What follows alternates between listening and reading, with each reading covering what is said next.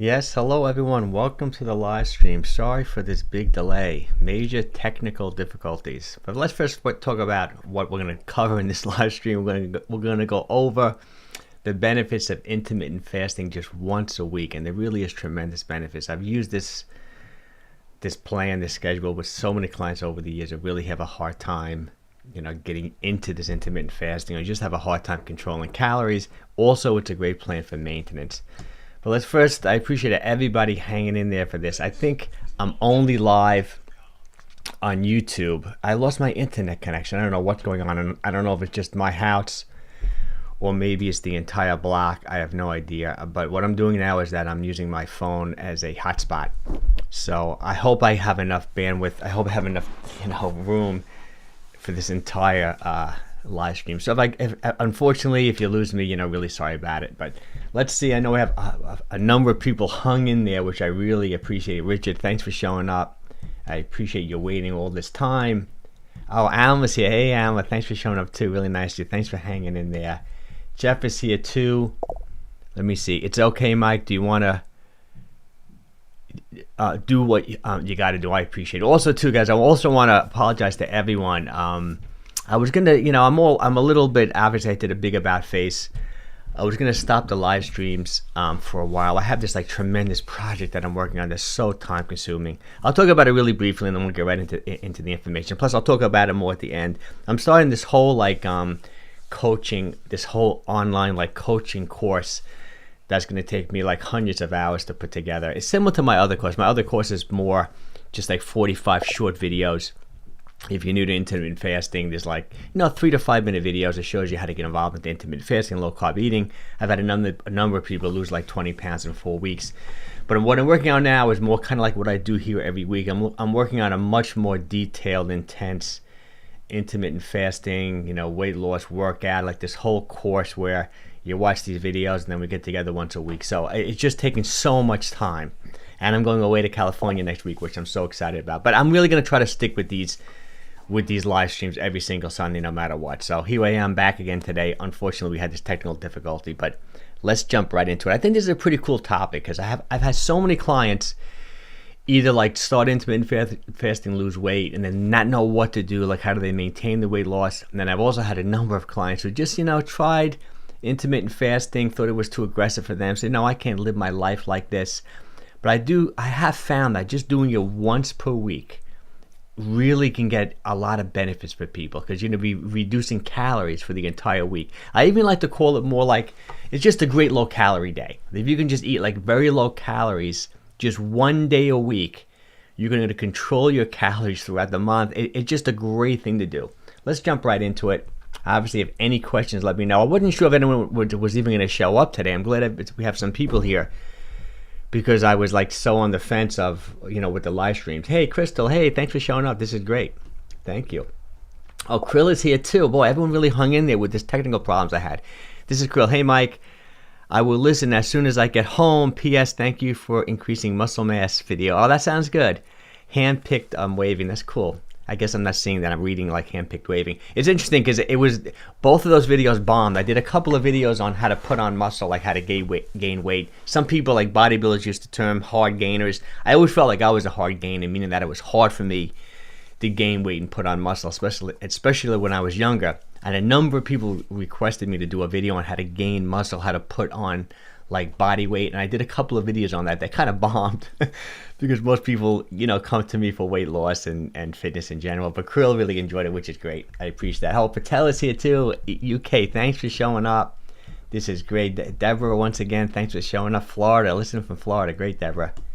And Gwen is here too. Yeah, thanks, Gwen. Thanks for showing up too. Hey, Mike, so glad you're still doing the streams. I really like them. Oh, I really appreciate it. It was really nice getting all those comments too when I said I wasn't going to do it. And it wasn't a fake ad. I truly felt I sometimes I get a little bit overwhelmed with all the stuff I have to do because I'm running a gym, right? Full time, I'm running a gym, and I put out an incredible amount of videos. I feel like I'm running like a mini media company, and now I'm starting to do this online course thing. It's going to take me a few months to put together. I'm just going to slow down with it, keep these live streams going, keep doing what I'm doing, and if it takes me 3, 4, 6 months to get this whole course going, I'm just going to let it be and not stress myself out. And Chris is here, which is great. Chris shows up every week. It's so nice to see him. This is Chris. Hey, hello, Mike. The sound and the video was great. Oh, good. Good to see you. Okay. I have a question later that I need a professional opinion on. Great to see you. So excited. Oh, that sounds great. I'm glad the picture's good. I didn't know. I've never done a live stream using my phone as a hotspot. So I just don't know if I'm going to use up all my data. I don't know what my data limit is on a hotspot, but I'm glad it sounds good. That's great. All right, let's jump into it. Let's go over exactly what I'm going to cover. I kind of talked about it a little bit, but let's go into it in more detail. Okay, intermittent fasting once per week. Powerful benefits. I try to put, incentivize. I want people to watch the live stream, obviously. We'll go over what is intermittent fasting. I know this will be a repeat for a number of people, but if you're new, I'm sure you'll find it interesting. We'll go over the different types of intermittent fasting, but I'm going to kind of gear this live stream to the types that are just going to be more for like once per week, as opposed to like something you would do every day. But we'll go over the difference between intermittent fasting and time-restricted eating. Then we'll go over the benefits of just eating a low calorie, of just having a low calorie day once per week. It's a great way to lose weight, great way to maintain weight loss once you've lost the weight. And then we'll go over best practices and how to start incorporating this 1 day a week fasting strategy into your lifestyle. So let's see. Okay, let's quickly go over what is intermittent fasting. I lost my slide. I'm going to copy this. This is how it works. If you guys are new, sometimes I lose the slide. I got to copy the slide, and I'm gonna pop it right back in here. I'm using this software called Ecamm Live. Let's go to slide number. Okay, what is slide number 2? What is intermittent fasting? This is Chris. My friend Crystal is here watching from Kentucky. Oh, that's great. Really good. One of my favorite performers, what's his name? Tyler. This guy, he's an incredible singer. He's more like kind of little country, little folk. Oh, I can't think of his last name. I mean, I love his music. He's from Kentucky too, which is great. And one of my clients' daughters actually discovered him. It'll come to me. I think Tyler Childs, I think his name is. I don't know if you're familiar with him. He's great. Okay, let's go over quickly, like, what is intermittent fasting? So simply, all it means is that you're compressing. Let me slide this over so I can make this picture bigger. All it means is that you're compressing your eating window, right? So instead of eating all day long, you're saying to yourself, you know what? I'm just going to eat for 1 hour today, or I'm only going to eat for 2 hours, or I'm only going to eat for 6 hours or 8 hours. That's simply what intermittent fasting is. Instead of eating all day, you're giving yourself a much smaller eating window. And you can do it intermittently. That means like what this presentation is about. You can do it once a week, twice a week, but if you do it every single day, and that's kind of like what I do, that will be called time-restricted eating because you're doing it every day. Just so you know the difference between the two. Let's see. Biff is here too. Let's see what Biff's got to say. Okay. I thought I remembered you making a post saying you're not doing live streams. Oh, pretty funny. And I'm thinking of someone else, or was that you? And you changed your mind. Glad you're here either way. Yes, Biff, it's me, and I did change my mind. That was like the introduction. I was going to stop because I have this big project I'm working on, but I just like doing these live streams so much. I don't want to stop doing them. I'm gonna fit it in.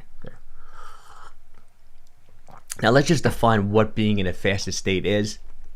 A lot of people would say, well, it's just pretty much when you're eating no calories. And it could be a little bit more complicated than that. It really depends how you define fasting. Some people define fasting as anything that will give you like an increase in insulin, like a spike in blood sugar. See, insulin is that storage hormone. So when you eat a meal, right, your blood sugar rises. The body doesn't like when the blood sugar gets too high, right around that 5 grams, like a teaspoon of sugar. Then the pancreas produces insulin to lower blood sugar and store away those excess calories. So when you're in a fasted state, right, insulin levels are very low, blood sugar is very low. So some people would define fasting as anything like breaking your fast, anything that elevates your blood sugar. So for example, if you're in a fasted state, like let's say you've been sleeping all night, you wake up in the morning and you take in just like fat. You do that thing like bulletproof coffee. You have black coffee, which is pretty much no calories, maybe a calorie. And then you put like butter or MCT oil in your coffee and you drink that. Even though it has calories, it might not spike your insulin and may not, raise your blood sugar. So some people would say, you're still in a fasted state. I don't really look at it like that. I would say anything that's more than like 5 or 10 calories. no matter what it is, in my opinion, you're breaking your fast. And that's kind of like the definition that I use. To me, like a cup of coffee, black coffee, maybe 2 calories, in my opinion, that won't break a fast. If you squeeze half a lemon in some mineral water, which I do every single morning, maybe there's a calorie or 2 in half a lemon. Lemon juice has been known to actually lower blood sugar. To me, that's not breaking your fast. But if you put butter or MCT oil or something that really has 40, 50 calories in it, in my opinion, that's breaking the fast. So I'm going to define fasting, for this presentation. It's pretty much anything that's more than 5 or 10 calories, when you're in your fasted window. So let's say you're doing a 16-8, fasting for 16 hours. You don't want to take in really any calories. Just keep it as minimal as possible. You do want to drink liquids, right? You want to stay properly hydrated. My general rule is, and you probably heard this before, you should always drink half your weight in ounces of water every single day. So if you're 200 pounds, you do want to drink 100 ounces of water. I lean towards water with like electrolytes in it, like a mineral water. That's why I love Pellegrino. It has some magnesium, it has some sodium, it has some calcium, it has electrolytes in it, so you can absorb, the water better.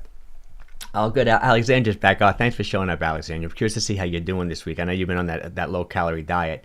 Okay, Mike, I'm finishing my first week of 1,000 calories a day.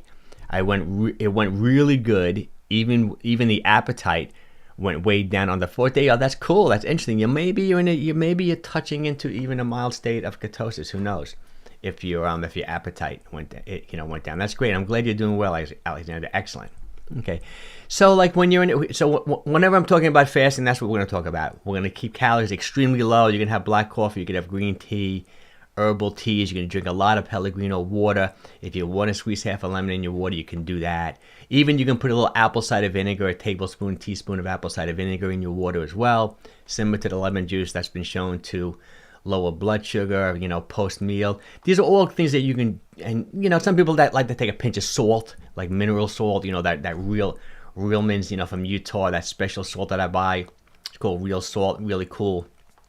These are all things that you should be doing when you're in a fasted state. So that's the general quick explanation of what intermittent fasting is. And one of the biggest benefits we're going to talk about next is that it's just an incredibly good way to restrict calories when you do all these different fasting strategies. When you give yourself a smaller eating window, I know it could be counterintuitive. Most people think, oh, you're going to binge, you're going to eat so much more.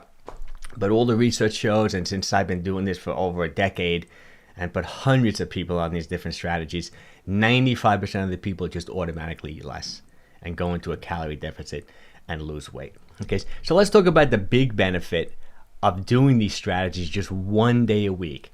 Not doing like time-restricted eating, not giving yourself like 16-8 every single day. Let's say, you could be all different types. Let's say you're a person who tried 16-8 before, tried to do it every single day, time-restricted eating, and just couldn't do it. You were hungry, you're just not interested in like living a lifestyle like that, but you still want to be in a calorie deficit without necessarily counting calories. I do think counting calories is a great method and it works really well, but some people don't want to look up their food. Some people don't want to track everything they eat.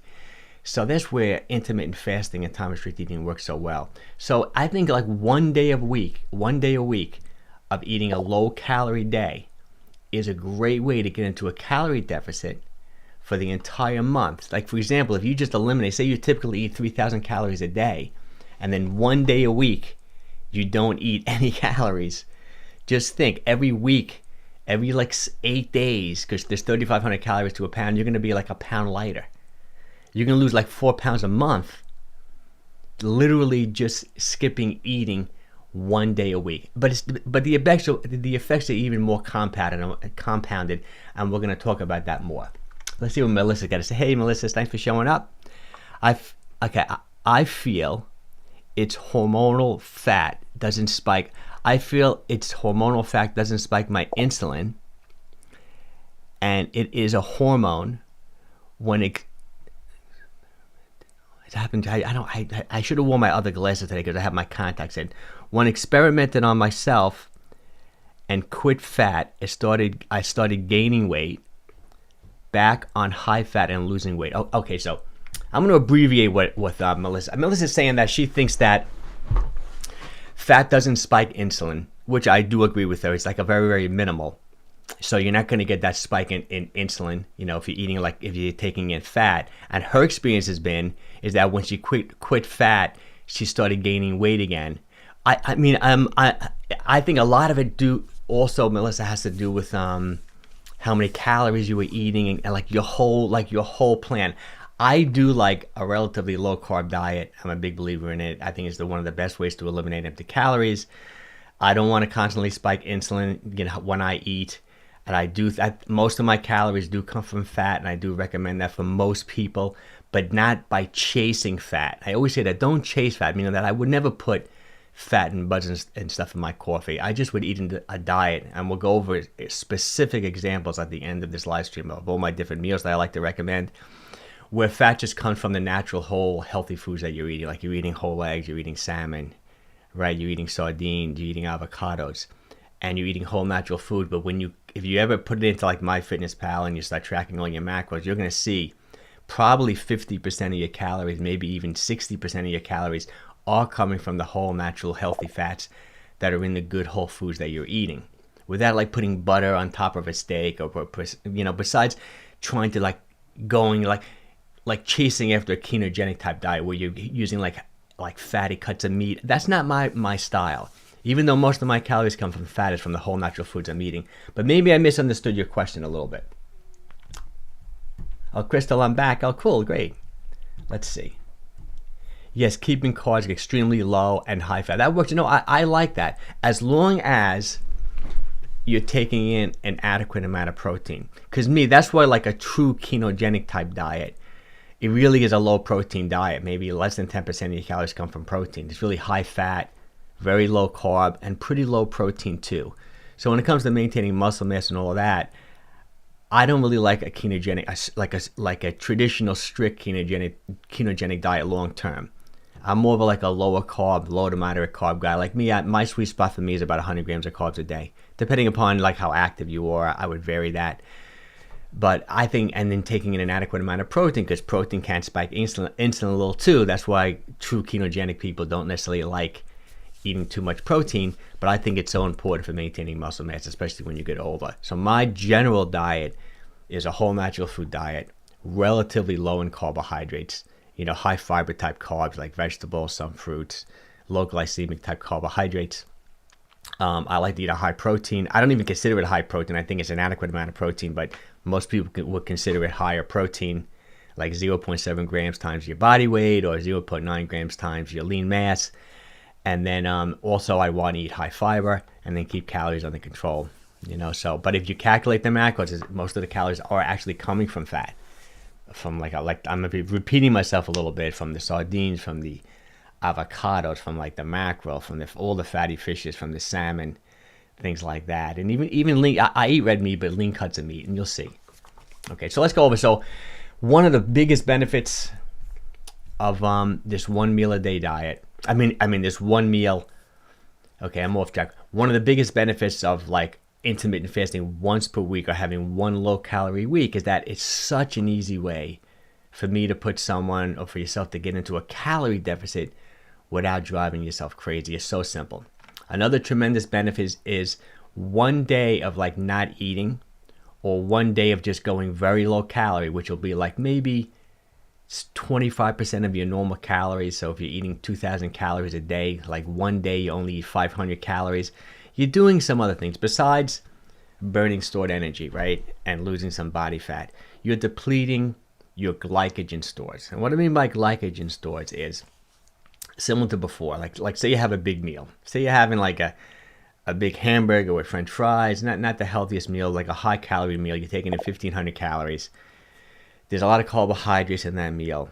The blood sugar is elevated. So what happens? The pancreas produces insulin, lowers the blood sugar, starts storing away those excess calories, right? But when you're it stores away those excess calories. Excess carbohydrates are stored in the muscles and the liver in the form of glycogen. The body can only hold so much, depending upon how big you are. Like if a bigger guy can maybe store 2,500 calories of glycogen in the muscles and the liver, mostly in the muscles, a little bit in the liver. Like a petite gal, maybe 120 pounds, may only be able to store 1,200, 1,500 calories, depending upon how big you are. The whole key, though, into preventing like metabolic syndrome, in preventing like type 2 diabetes, is that you never want your muscles and liver to be full to the brim with these stored carbohydrates, glycogen, because then any excess carbohydrates you start eating, like when you eat that next meal and your muscles and liver are still full, where are those excess carbohydrates going to go? A lot of them are going to turn to body fat, right? Some's going to go to the worst type of body fat, which is visceral fat, that fat around your organs, which is linked to metabolic syndrome. And then unfortunately, if you've been doing this for a decade or longer, you've been overweight for 10, 15 years, you're probably pre-diabetic or on the way to becoming diabetic, right? You're probably becoming insulin resistant, meaning that the pancreas is producing insulin, but your cells are not responding to it, so you can't lower blood sugar effectively. Literally just doing a very low calorie day, or just not eating for 24 hours once a week, is going to deplete those glycogen stores.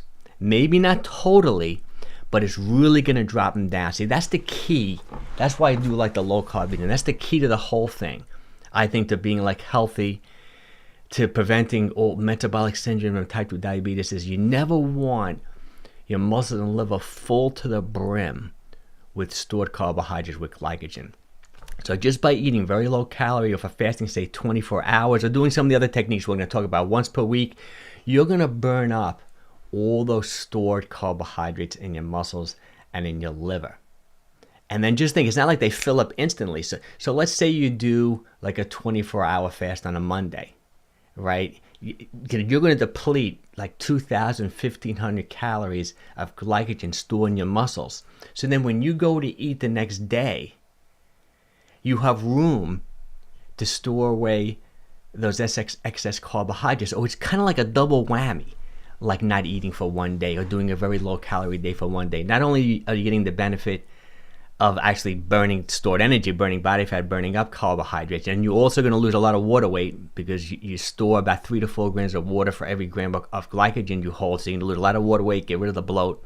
But it gives you like a day or two of cushion to kind of fill up your muscles again and your liver again with carbohydrates. So it really, I think, a very low calorie day, 1 day per week, gives you like 2 or 3 days of benefit, which is really incredible. But let's see, I'm sure we got some questions here. Okay. Hey, Brooke, thanks for showing up. Sorry for the confusion last week. I was going to stop with this. So glad you're back.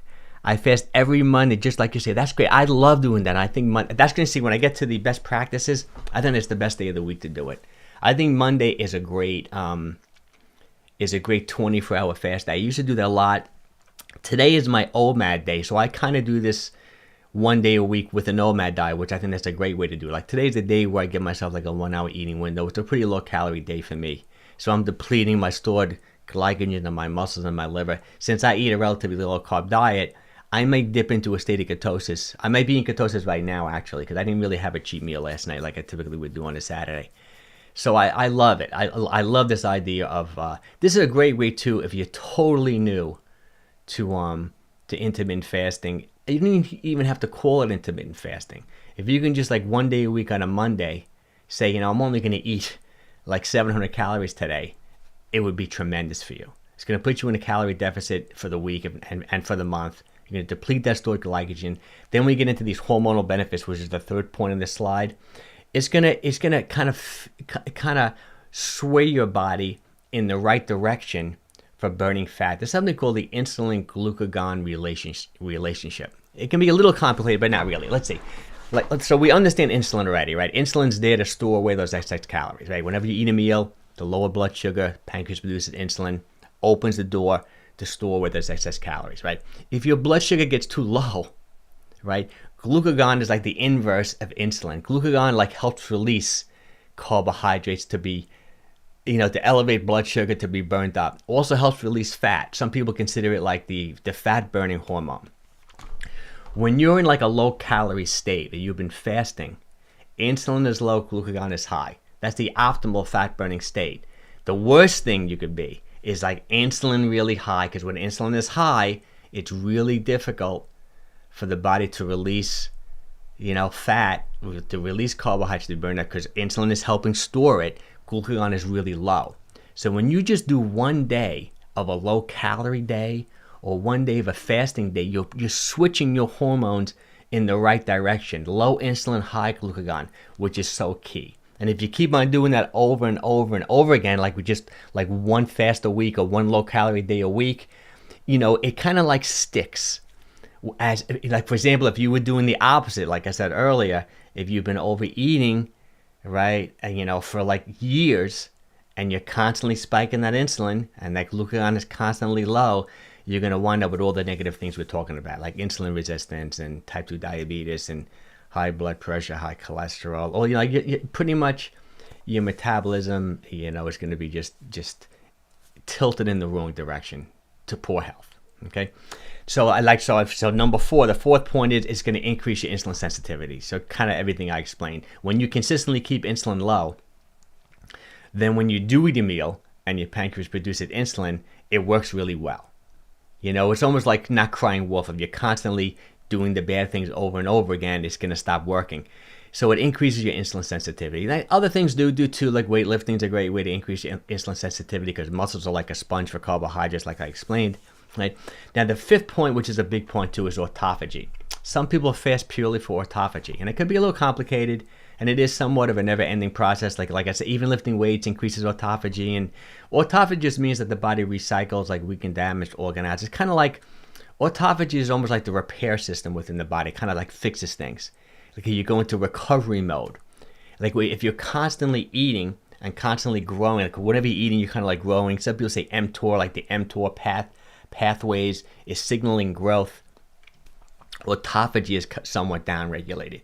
But when you're fasting, when you're restricting calories, when you're in a low calorie state, the body says, you know what? I'm going to start preserving. I'm going to start fixing what's wrong, and kind of like recover.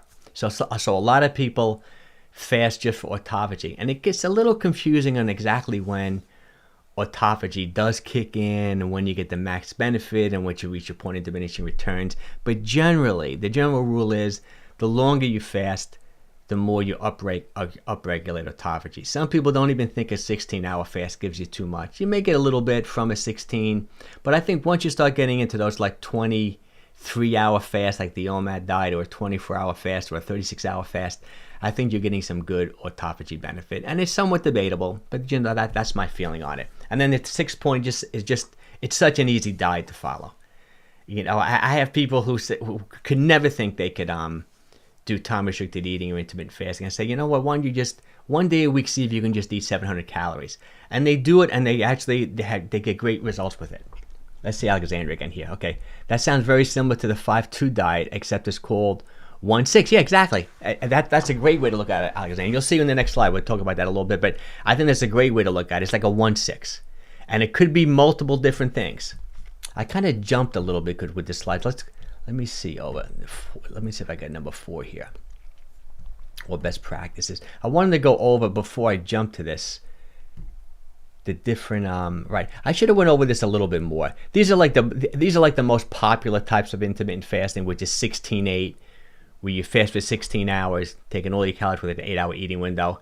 Then there's an 18-6, a little bit more aggressive, right? You fast for 2 more hours. Then there's a 24. I would almost put that into a somewhat of a pretty low calorie day where you fast for 20 hours.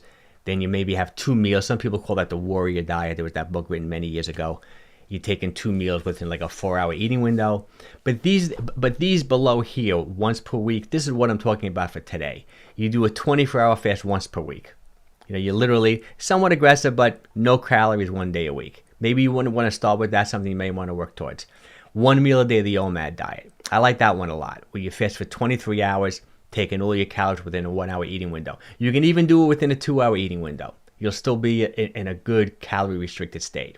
Alternate day fasting, probably the most aggressive out of all these, where you fast for 36 hours, and then you take in all your calories within a 12-hour eating window. It's kind of like you're just eating every other day, but you only do that once per week. Alternate day fasting is really popular. And then the 4th one, I would just say a very low calorie day. Whatever calories you're typically eating, if you're eating, say, 2,000 calories, you just eat 500 calories one day, kind of like the 5-2. Or if you're eating 3,000 calories, you're going to be eating like 700-800 calories one day. I mean, I think it's great. Let's see. Let's see what Chris got to say here. Okay, I have the Life app. That's pretty cool. The Life app, I think, is where you hit the button, it kind of like puts the clock on and counts down your fasting window. That has a time, and it helps you keep track of your fast. I think that was it. I think I used to fool around with it a while back. And it shows after fasting for a period of time, it shows what stages you're in. After 72 hours, I was 5 times growth. Oh, that's interesting. That's cool. That means his growth hormone, you're trying to say your growth hormone went up pretty dramatically after you've been doing a longer fast. Here's Hector. Hey, Hector, thanks for showing up. Do you include rice or potatoes in your diet, or is it off? No, I don't like to say anything. To me, like rice and potatoes, obviously they're high carbohydrate foods. A baked potato, or like a sweet potato high in potassium. Sweet potato has a lot of good stuff in it, even pretty good in fiber if you eat the skin. I don't think anything is off limits. Like, to me, the biggest thing is always calories. That's the key, right? Like, as long as you're taking in an adequate amount of protein when you're eating, which is the most important micronutrient to me. Protein is the most satisfying. Besides, it helps you maintain your muscle mass, put on muscle mass, the building blocks of the body. So whenever I'm structuring a meal, number one, I look at protein. Number two, I look at, how many calories. I mean, as long as you're taking in an adequate amount of protein, right? And then I always like to say fiber too. See, I like to take at least 35 grams of fiber a day, because when you're taking in that much fiber, first of all, it's great for your digestive system, and it feeds that good bacteria in your stomach, that probiotics, all that stuff. It's satisfying, it fills you up, but it guarantees me that when you're the calories that you're taking in are coming from good sources. So if you say to yourself, like, okay, you're going to eat an adequate amount of protein. Let's say I'm taking in 150 grams of protein, right? 4 calories per gram, that's 600 calories of protein right there. Say I only want to eat 2,000 calories for the day. So that leaves me 1,400 calories left to take in my proteins and fats. Since I eat a whole natural food diet, like I eat avocados, which are high in fat, I eat salmon, I eat sardines, right? I eat whole eggs. So when I'm taking in my protein, I'm also taking in a lot of fat. I'm not adding butter. I'm not putting like mayonnaise. I'm not putting like salad dressing on my salad, maybe a little bit of EVOO on my salad. So how many calories do I have left besides my protein and fat? That's where I'm going to get my carbs.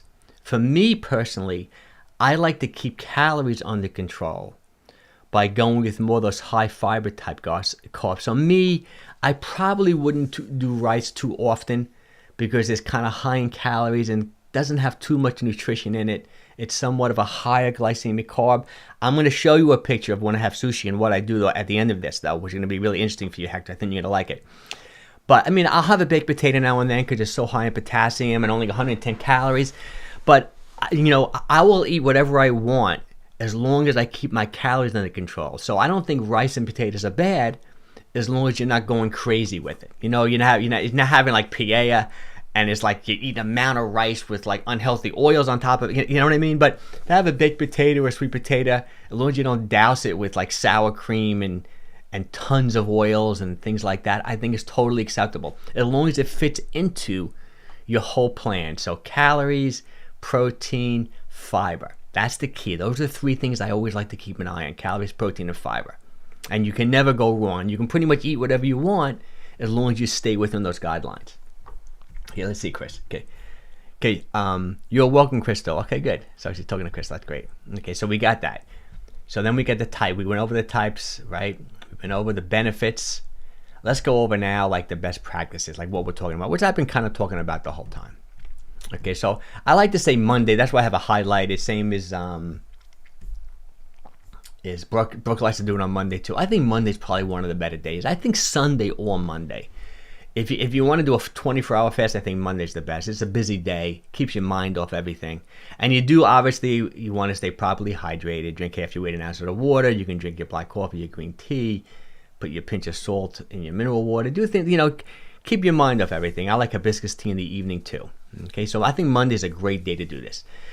The easiest way to do it, I think, is just to reduce calories by 75%. Just do a very low calorie day. You don't have to call it intermittent fasting. You don't have to call it anything you want. Just one day a week, do a very low calorie day. I think that's a great way to do it. Another way to do it is just do the OMAD day, right? Like you said, fast for 23 hours. give yourself a 1 hour eating window on a Monday, right? So you stop eating Sunday night at say 7 o'clock. You don't eat the next day until you get home dinner 6 o'clock. Give yourself a 1 hour eating window. That's it. You eat for 1 hour, you're done for the night. Really easy way to do it. Now this is where it can get a little confusing. A lot of people like to do the OMAD diet because they like to eat whatever they want. That's why they do the OMAD diet, right? Because they would, they still want to eat all their junk food and whatever, but since they're only giving themselves a 1 hour eating window, they're going to lose a lot of weight because they're in a calorie deficit. But I find that's going to work better. I don't want you to do that, but I know people do that, is if you're doing these things multiple days in the week. You know what I mean? Like you're doing it like time restricted eating. You do the OMAD diet every single day. You may have seen those Facebook groups, people lose 100 pounds, 50 pounds doing the OMAD diet for like 2 years. I don't like that diet long term because in my opinion, it's really hard to take enough protein, enough nutrition, enough potassium, magnesium. It's hard to take in good nutrition when you're only giving yourself a 1 hour eating window, every single day indefinitely. I think eventually you're going to run into trouble. Plus, you're restricting calories too aggressively for too long. Metabolic adaptation, I think you're going to mess up your metabolism too long. So when you're doing this like 1 day a week, all these strategies, I do want you to eat as healthy as you can. I'm going to give you 2 options in the next slide. You're going to see like 2 different approaches to it. One approach is for weight loss. I say both approaches are for weight loss, but one approach is mTOR, which is stimulating growth, and one approach is recovery, which is like autophagy, which is AMPK. Well, I'll explain it all to you in the next slide. So when you're doing the OMAD diet or when you're doing reducing your calories by 75%, I want you to do it healthy. Like I said, the protein, the fiber, like I want you to eat healthy if you can, because you're only doing it once a week. It's not like you're doing it every day. Some people may want to do it like, okay, if you're eating perfectly and then you want to have one cheat day, but keep it like a low-calorie day, you might want to do that, but I'd rather you just eat healthy if you can.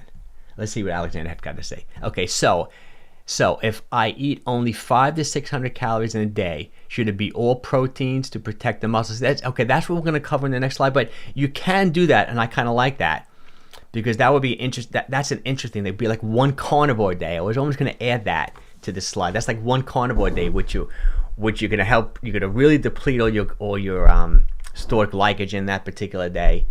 Getting that high protein is going to help you maintain your muscle mass. I kind of like that, like a carnivore day once per week, which I think that's a great way to do it. But we'll talk about it more in the next slide. I like that. Okay. Or like you said, you can be aggressive and do it like Brooke is doing. You can do a 24-hour fast, like on a Monday, 1 day a week. And the most aggressive is to kind of extend it a little bit. Like alternate day fasting is when you fast for like 36 hours. So for example, you have your last meal like Sunday night at 7. Okay, the next day, Monday night at 7 is 24 hours. But since you're going to sleep that night, right, you don't eat anything that night. You go to sleep, you wake up in the morning, and then you have your first meal. Let's say, at 7, 8 in the morning. So you've been fasting for 36 hours. That's even the most aggressive way to do it, which is really effective. You'll definitely get some nice uptick in autophagy there. You'll be reducing calories even more. I actually love that. I mean, that's the most aggressive one out of all 4, but I think it's great. Oh, Chris, hey, Chris, thanks for the super chat. Really appreciate it. $9.99. Thanks. He always gives me a super chat, Chris, which is so nice of him. Let's see. I've been doing the 36-hour fast for 3 weeks now. Yeah, I know Chris is doing really. First of all, Chris is, if you're kind of new, we did a case study on Chris a few weeks ago. He's done incredibly well. He lost 40 pounds really quickly. He was working with someone else and did incredibly well, eating a really healthy low-carb diet, doing fasting. He's just been killing it. And now he switched over to an alternate day fasting plan that he's been doing for 3 weeks now. And let's see what he has to say. And then eating 12 hours. So he's doing right. He's fasting for 36 hours, then eating for 12 hours with high protein, low carb, my style of eating. I was 214 3 weeks ago, and I'm 204 today, which is incredible. He is just killing it. Plus, he already lost like 39 pounds, I think within 4 months, a few weeks ago. So he's doing so good. But even after losing the 39 pounds, his blood pressure was borderline high. But I know he mentioned last week that since he's been doing the alternate day fasting and lost that additional weight, his blood pressure is normal. And he also reversed type 2 diabetes. He's just been hitting the ball out of the park. He's just doing so incredible. I'm really proud of him. I'm really happy for him too. Okay, this is his question. My question is, after 3 weeks, how do I come out of what? Okay, My question is, after 3 weeks, how do I come out of it? What do you recommend? Yeah, Chris, I would say I would like you to, once you reach like really close to your goal weight, I think my favorite long-term strategy, I love it, it's kind of like what I do, is the 2MAD plus a protein shake or protein bar. And you can be at maintenance calories, you can be at a slight deficit, and then maybe do an up calorie day. I mean, it gives you so much flexibility. And if people are new to this thing, this is my favorite intermittent fasting strategy. It's like a 16-8, where you fast for 16 hours, taking all your calories within an 8-hour eating window. You do it every single day or maybe 6 days per week, but you only eat 2 meals within your 8-hour eating window, spread out. And then to make sure you're taking an adequate amount of protein, you throw in a protein bar or protein shake. I love that strategy. Now, you can eat like that, and you could be at maintenance. You can be in a calorie deficit, or you can even be in a positive energy balance if you want to put on muscle, whatever. But what I look about it so much is that you're getting the benefit of fasting for 16 hours. So you're getting all the hormonal benefits we explained in those previous slides, like increasing insulin sensitivity, that insulin-glucagon relationship is in your favor. You're depleting stored glycogen when you're fasting for 16 or 18 hours, right? And then when you do eat, the fact that you're only giving yourself 2 meals, you're going to be controlling calories, because it's not like you're eating all day long. You're not snacking. You're giving yourself 2 good meals. So it's kind of like controlling calories without necessarily counting calories.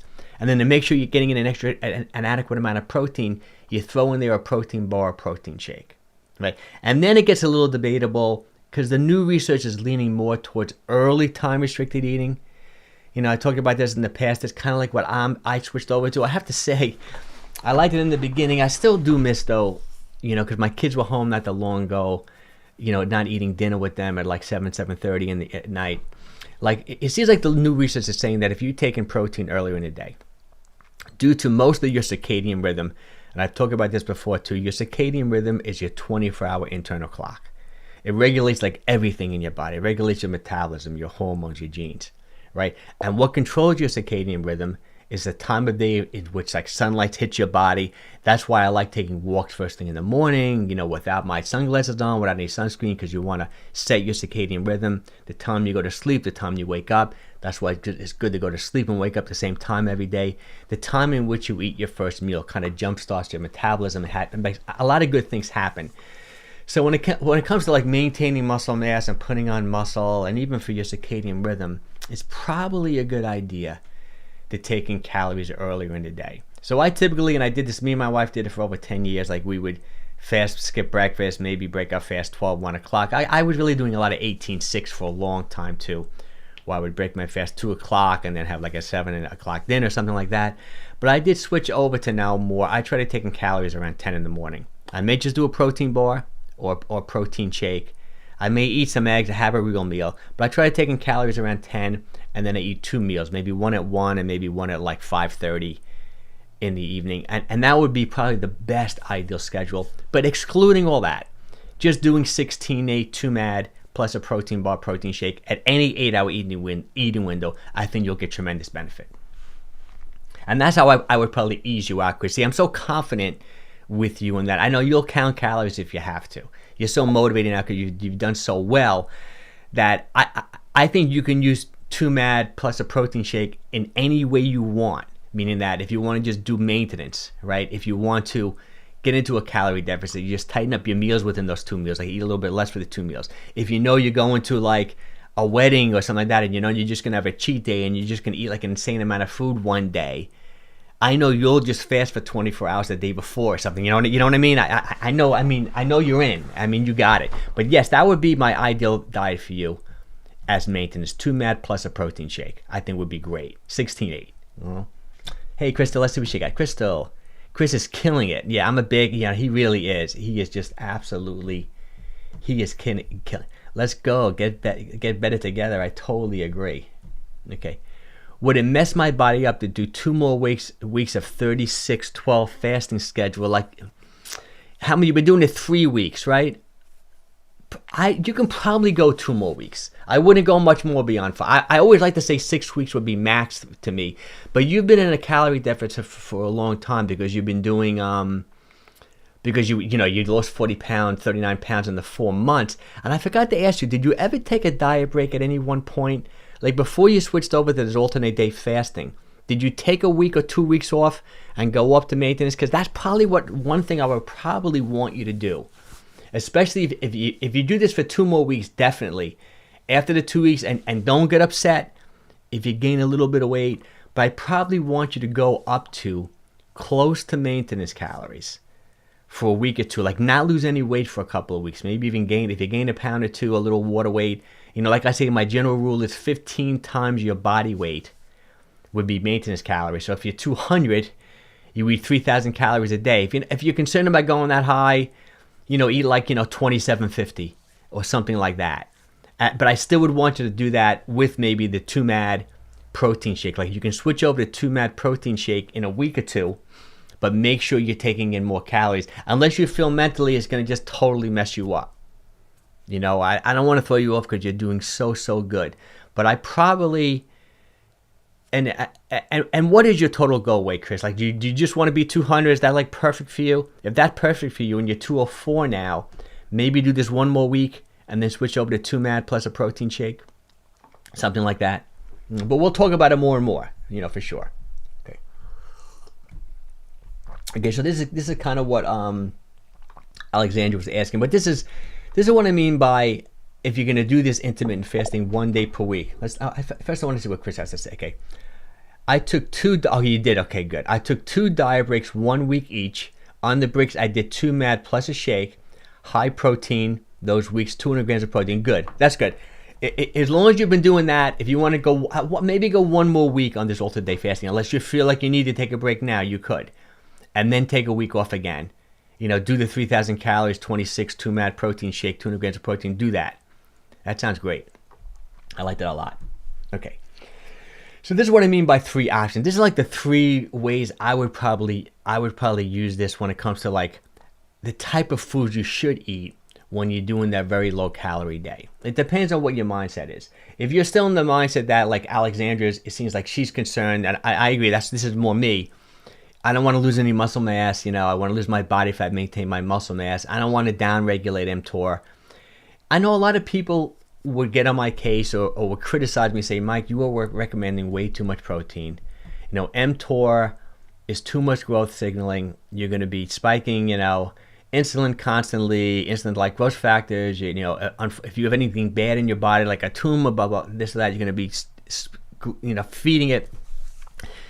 This is why I like intermittent fasting, time restricted eating so much, because you're getting that nice balance. When you fast for 16 hours, you're down regulating all those things, right? You're doing the opposite. You're doing the autophagy, like the number 2 on this slide, AMPK, which is like the recovery, rest, repair.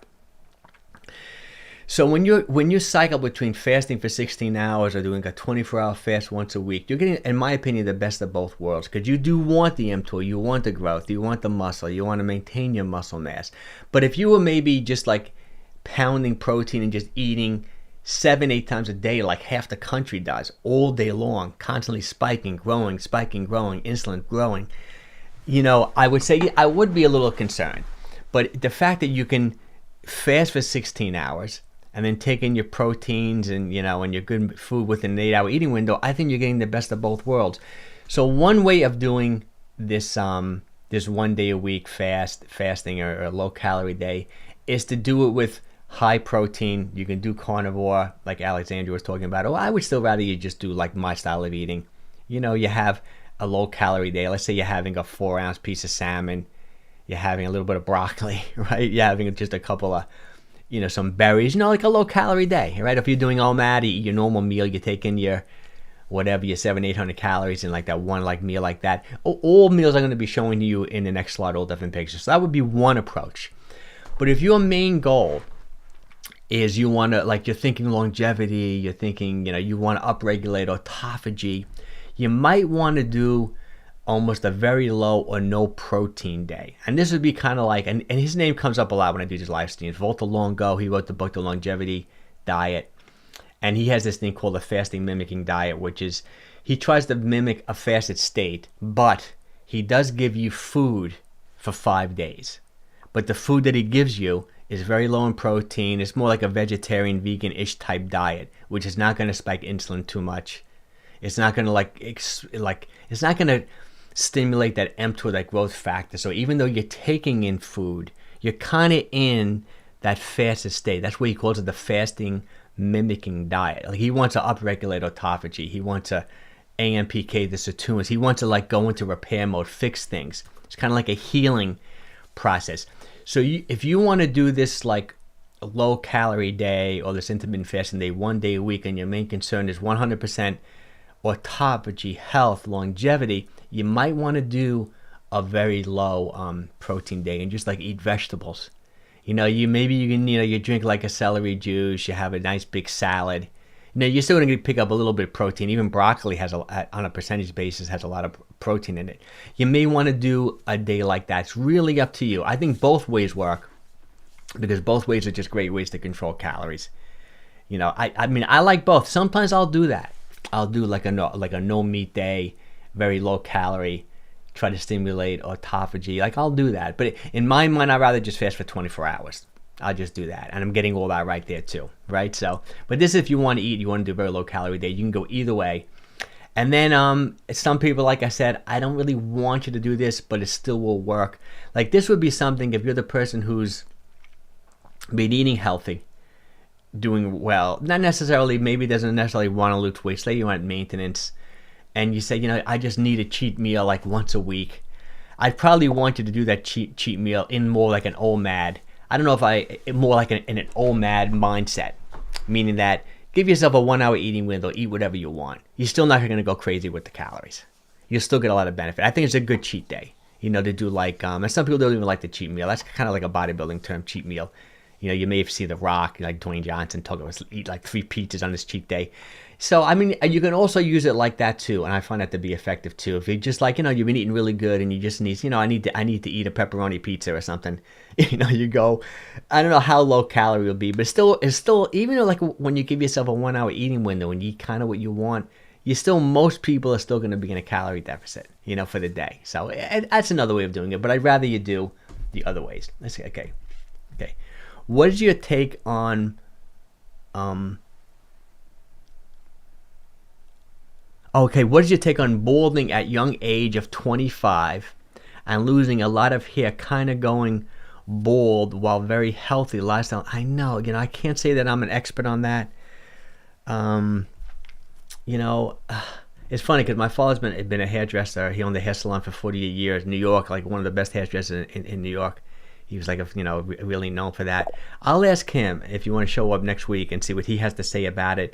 I think it's more like a gene component to it. Unfortunately, I forget on which side, if it's your mom's or your dad's side of the family that kind of runs. I know there's even a little bit of evidence that creatine, can lead to baldness. I think that's there's a little bit of science behind that. I'm sorry, I can't say that I know. I don't think it's anything to do with poor health or anything like that. I think it's just, unfortunately, your genotype. Sorry about that.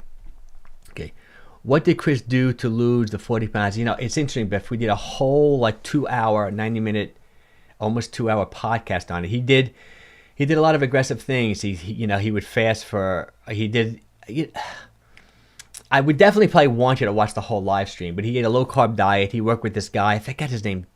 If you want to pop up his name, Chris, you definitely can. He did a low carb, intermittent fasting, time restricted eating. He did all the things I would want him to do. He just did incredibly well. He was in an aggressive calorie deficit, and I even think he did like some 2 or 3 day fast, like every month. I think he fasted for like 3 days, 72 hours every month. He did such an incredible job.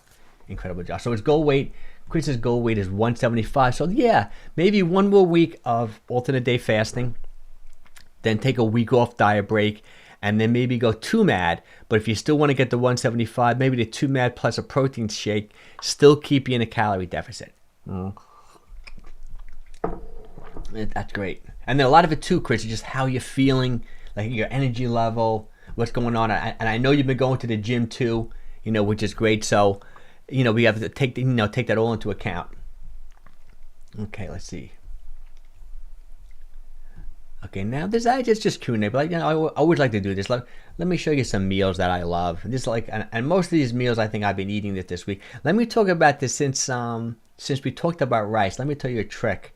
This is one of my older meals actually, but I wanted to put it in this week because I think this is a good low-calorie meal when you're only eating one a day and you want to give yourself a little bit of a treat. But what I do when I have sushi, and I know this is a little debatable. I know I think Dr. Ken Berry doesn't believe in resistant starches, but so many other people do. And I even watched I follow this guy on Instagram. I can't think of his name. He's like a real shredded guy, handsome guy.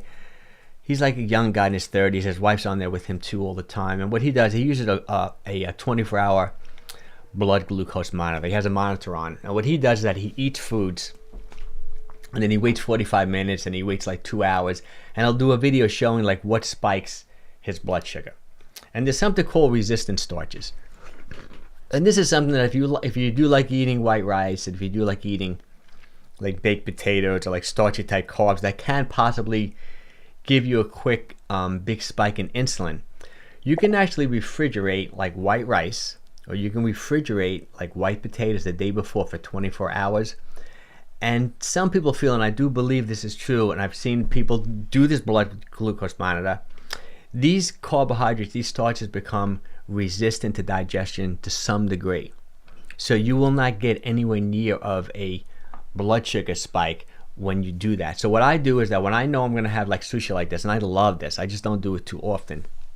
But if I'm doing like a low calorie day, I might do something like this. Like I only want to take in like 600-700 calories, like a meal like this.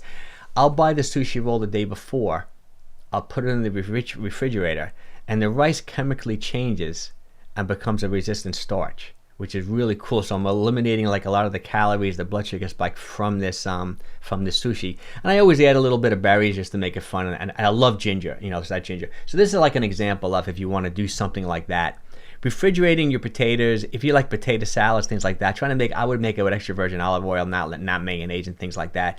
If you can refrigerate them the day before, they do become somewhat resistant in my opinion. And it is a little debatable. Some people don't disagree. I did a really popular video, I think, on TikTok about this, and people were thinking I was like off the wall. And I did find a study, and I posted the study in the comments. I should have had the study now. I could have pulled it in, but there are studies that show I think there really is something to it. The resistant starches. Let's see what Gwen said. Oh my God, I love sushi. Yeah, no, try that, Gwen. So if you love sushi, buy it the day before. And if you're going to a fancy sushi restaurant, obviously you can't do that. But buy it the day before. I buy my sushi, I don't buy fancy. That's inexpensive. I just get at the local, that Italian deli I always go to. And I just buy the day before, put it in the refrigerator. It definitely makes a difference. So let's see. I'll give you some other meals. I want to give you an idea of a small meal. This is like another thing if you're just doing like a really low calorie day. I love this. Smoked salmon. So I'm prioritizing protein a little bit here. This is some guacamole. I took a tablespoon or two of ground flaxseed. I like that. I like the nutty taste of ground flaxseed. Plus it's high in omega-3 fatty acids.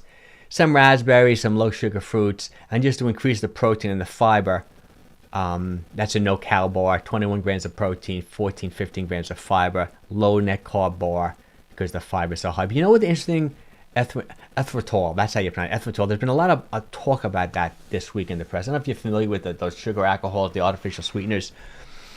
A study came out saying that they think they're linking it to stroke and heart disease and blood clotting. Like if you have high levels of that sugar alcohol, erythritol, I hope I'm pronouncing it right. Erythritol is different than like a monk fruit. It's just one of these sweeteners. Your body actually produces it on its own, but you have to have really high amounts of it. Like, for example, that no-cal bar, the reason why this is in my head, because after reading this study and after looking at the study, I read just like an abbreviation of it. The New York Times did an article on it. And then I just read Peter Attia, that Harvard doctor that I follow. He did a newsletter post of it today that I read this morning. He's not concerned about the study. He doesn't think it's really conclusive. He wouldn't even be concerned about it. But that no-carb bar does have 7 grams of that erythritol with like a sugar alcohol in it. But it seems like with this study, they were talking about high levels, like 60 grams, like a ton of it. So I wouldn't be too concerned about the artificial sweeteners like that. But if you could lean more towards like a monk fruit or a stevia, you're probably better off. But I just wanted to bring that up too, because I don't want to recommend something that people start saying, oh, Mike, you're recommending something that's going to give people blood clots and something like that. You can run it by a doctor, but I think there's been many other studies saying how safe it is. So, and now that Peter T has said he's not really concerned about it, I'm not concerned about it either, because he knows more than me about that stuff. Okay, so let's go to the next one. There's another one, like another nice small meal you can have. I mean, and this is what I'm talking about, like how I like the structure. This is like a great low-calorie meal. What we got, like 3-4 scrambled eggs. I threw some, I'm not sure if that's spinach or like arugula. I'm a big arugula guy. Let's see what Chris has got to say. Mike's advice has helped me so much, plus it's helping my friends and family. Oh, that's great, Chris. I appreciate it. Thanks for giving me the super chats, too. He always gives me a super chat. Okay, so we got, scrambled eggs here. I make this little EVOO in the pan. I'm not sure if I'm going to guess that's probably arugula. I lean more towards arugula. I love arugula. It's my favorite microgreen, naturally high in nitrates. See, when you eat foods that are high in nitrates, like arugula, spinach, like celery juice, right? Beets are high in nitrates. Let's see. I also take a supplement, L-citrulline. The body converts them into nitric oxide. So nitric oxide is a molecule that vasodilates. Great for blood flow. Great as a pre-workout drink. When you get older, it's good for circulation. It's just such a great thing to keep your nitric oxide levels elevated. So you can eat in a way that elevates nitric oxide. That's why I like arugula. Like 100 grams of arugula has about 400 milligrams of nitrates. And that's kind of like the number, when you look at the research, because athletes study like nitric oxide and nitric oxide supplements, it seems like the research has shown that if you're 150 pounds, if you've taken about 400 milligrams of nitrates, you'll get a good enough spike in nitric oxide that it should help exercise performance. That's why there's a lot of supplements. That's why I take beet powder. L-citrulline is another good one. L-citrulline is a non-essential amino acid. I take about 6 grams before I work out. And L-citrulline, it uses a different mechanism. L-citrulline helps the body make arginine, which is like the precursor to making nitric oxide. So it's a different mechanism. That's why I like to do both. I'll take like some beetroot powder, a tablespoon. I'll take maybe 6 grams of L-citrulline. I'll put it in maybe like celery, celery juice, which is 35 calories, high in potassium. It's a great pre-workout or intra-workout drink. I'll drink that too, which is great. Let's see what Krill's got to say. Hey, Mike, here's a small question. Nothing important. Do you do push-ups? I almost never do them. I do 80 reps when I was 40. Wow, that's pretty good. And did them every day. Now I have push-ups. I have a push-up allergy. How about jogging? Okay, interesting. When it comes to push-ups, I do push-ups when I train my chest. I only do a couple sets, and I do them on the bars because I have this cyst in my wrist that bothers me from time to time. I use the push-ups bars, but I don't go that particularly deep. But I do it very, very slow. I do a 10-second eccentric push-up. Eccentric meaning that the muscle will be lengthening on the tension. So like I go up normal speed, and I go down super, super slow for 10 seconds. And I only do like 12 or 15 reps. And I love it with the bar. And that's pretty much after I do like my normal barbell, like a barbell bench press, or maybe like a fly, like a cable fly. I'll just end it with maybe 2 sets of 10, 15 push-ups super slow. I like it. I got some issues with my shoulder. I got so many orthopedic issues. Like I fell, before my kids were born, like 20 years ago, I fell snowboarding up out in Colorado. My wife broke her ankle that trip. And I fell and dislocated my shoulder snowboarding. I tore the labrum in my shoulder. And I never got it fixed. Like, I didn't get it sewn up. I probably should have. They wanted to cut it away. I don't like cutting away tissue. And I just been dealing with a little bit of a bad shoulder. So I don't really do too much barbell bench pressing. I do mostly dumbbells, which is less shearing force in the shoulder. Sometimes even though with the push-ups. That's why I go really, really slow. That's slow eccentric. Because it's just easier on my shoulder. When I go really slowly like that. But I do like push-ups. Unfortunately, I love jogging. With my knee, that's my other big issue. My knee operation I had like 15 years ago that ruined my knee. It really stopped me from doing so many things I want to do. I had this meniscus operation. Horrible result. Like, I never should have had the operation. My knee was 10 times better before the operation. I've had so many different opinions on what's going on with my knee. But now I got a little arthritis in the knee. And just a knee that no one can give me like a definitive diagnosis on how to get it better. So I do all my own rehab, and it's somewhat manageable at times. But so I love jogging. What I don't like though is that like chronic cardio that I've talked about in the past, like that anaerobic threshold where you're just cranking. Like I wouldn't I think you're relatively young, Chris. I think you're like 40, 45, right? So I would, 220 minus your age. Like I wouldn't just jog with your heart's cranking at like 170 beats the whole time. I would use jogging more as base building. That Phil Maffetone method, where you take 180 minus your age. So say you're 40 minus 180. What's that? That's 140. Like if you're jogging and you're keeping your heart rate below 140, I think that's great. Because you're base building, you're not like, it's not too toxic on the body. You're not doing that chronic cardio. That's the phrase that Mark Sesson popularized. I mean, you can maintain like 130, 135 beats per minute. That's your true aerobic zone. You're going to build aerobic base. I love that. I love that for jogging. Your body, I love body weight exercises, definitely. I love it. It could be overrated. I mean, it depends on how you do it and what your goals are. I mean, I would like to jog because I walk now. Like, I walk like crazy, but sometimes I would like to get my heart rate up a little bit higher.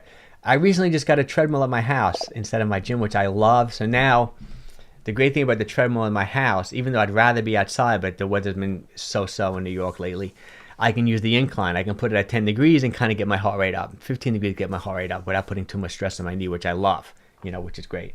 Oh, so 46. Yeah, so you maybe 130 beats per minute if you want to do steady state jogging. But if you don't like to jog, I wouldn't. There's nothing magical about it or anything. Okay, let's look at another meal. And this is just I may have shown this one before. I've been eating a lot of this lately because the shrimp has been on sale. This is like one of my favorite type meals. So this would be I don't know, maybe you can say OMAD. This is still pretty reasonable when it comes to calories. It looks like a lot of food, but when you really break it down, shrimp is very low in calories, high in protein. So I got shrimp there. I got a can of sardines, for the omega-3s, the skin, the connective tissue. Then I threw in some blueberries and some blackberries. Just they have two different colored low sugar fruits. My avocado, which I eat every single day, high in potassium, high in fiber, all sitting on top of a bed of arugula salad. This is great. So this could be like a 1 day a week meal. You just eat this and it's going to be a low calorie day for you. But if you're more of a smaller gal like Alexandra, maybe she would want to eat something a little smaller than this. Maybe not go with such a big bowl, but it's great. I mean, this is my favorite style of eating for sure. Hey James, thanks for showing up.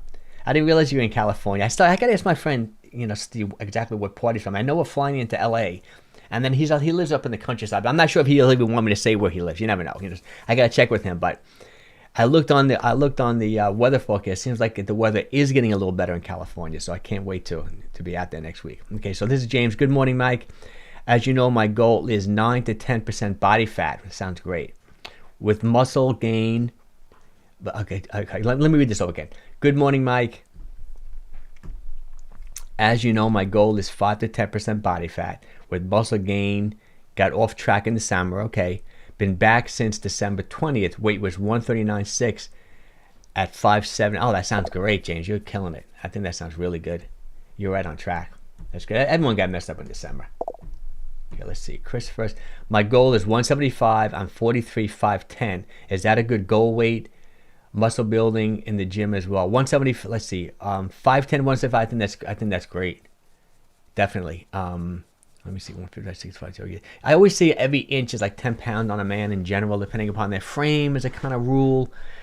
I always like to say, if you look at the old, Michelangelo at the Statue of David, the old-time bodybuilders like Steve Reeves. I don't know if anyone remembers Steve Reeves, like the first Hercules. That's how I got interested in bodybuilding, like Steve Reeves, and then after him, like Frank Zane, who's behind me, like in this picture here. That's Frank Zane. These were the original bodybuilders who were just incredible. And what they used for symmetry, they would use like the Statue of David. So Michelangelo made the Statue of David where his neck, his biceps, and his calves are exactly the same size. So old-time bodybuilders say that's perfect symmetry. And if you took like the Statue of David, like say he was an inch taller, he would gain, it would be like 10 pounds. So that's kind of, I know that's kind of a silly thing, but that's the general rule I found too. You gain 10 pounds, you can put an inch on your arms to a degree. So I think 5'10", Chris, 175, if you're working out with the muscle, I think that's at 43. I think that's a really good weight. I think that's like ideal. I think that's a really good goal. I'm not sure how big your wrist circumference is. That's like another way of determining if you're medium framed, if you're light. I always say like me, If you can go like that and you're just around, you're probably medium framed. It depends on your bone size, but to me, 5'10", 175, I think is a good weight. I like to say someone 6 feet, 195, I think is a good weight. Good weight. I don't know did anyone watch that night live last night? The football player from Kansas City. He was hosting. He was a star. I can't believe how talented that guy is. He was unreal. But can you believe he's 6'5", 250, and he looks shredded to me.